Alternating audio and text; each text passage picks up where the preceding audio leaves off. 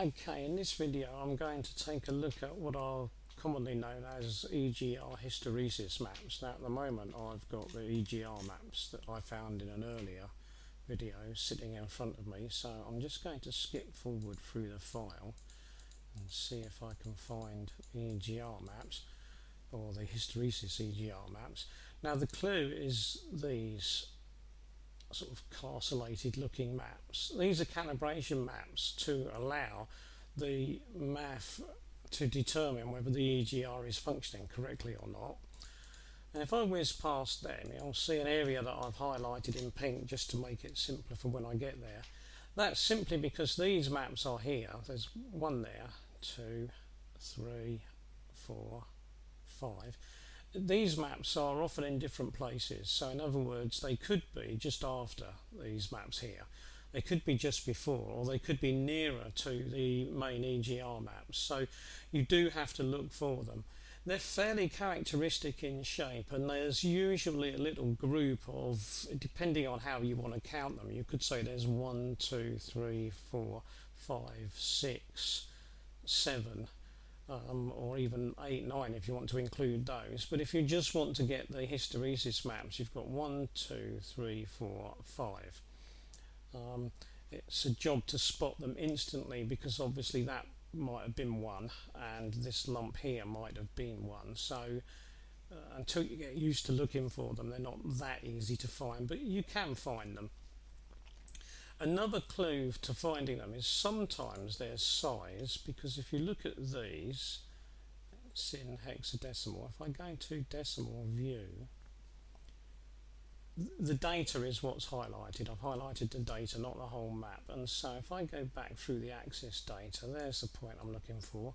The size of this map is 20, and the size of the second map is 20, and the third map is 20. The fourth map is 20, and the fifth map is 20. Now there is another one that's 20 there, so there is another map that's 20, and there's usually another map before. There's one there which is 10.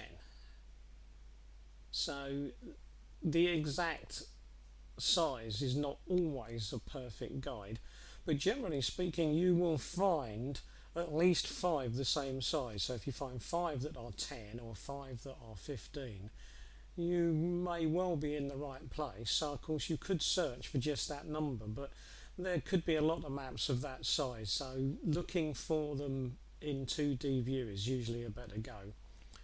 Now what I'm going to do is I'm just going to pull that across to the start, and I'm going to highlight everything and see if it will accept it as a map. Now it often doesn't when it's this sort of size, so let's just see.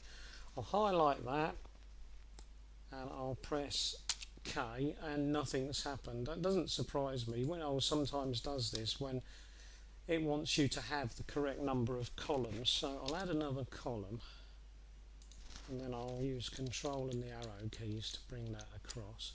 Now I'm only going to look at number 2 for now, because there are 2 of these 5 that are more important than the others in terms of what I am going to talk about. So there we go. I'll highlight that and I'll press K.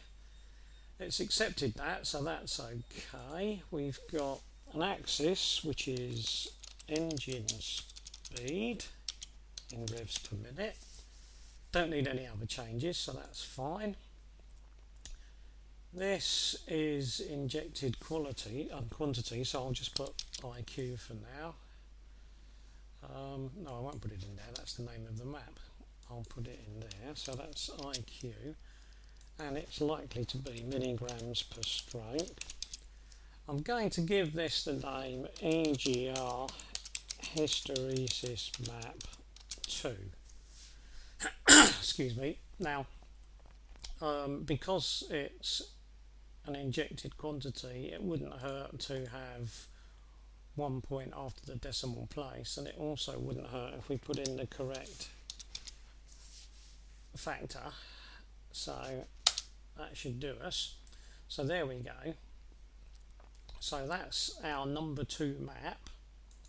And as I said, I'm not going to bother now, because this bit's not all going to look yellow because the pink has got in the way. So What I'll do is I'll just highlight that pink, and I will, let's see if it will give me that. No, it's not going to. So I will highlight that pink and I will go to search, delete comment, and that should have taken out the pink with a little bit of luck, and it hasn't.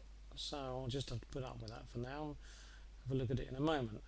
But it looks like we've got the rest of it anyway. So we've got hysteresis map 1, hysteresis map 2, which is the one we've just picked out, 3, 4 and 5. Excuse me. So 5 is the next one I'm going to have a look at. So there is 5. Just get rid of those highlights. Quickly drag that across.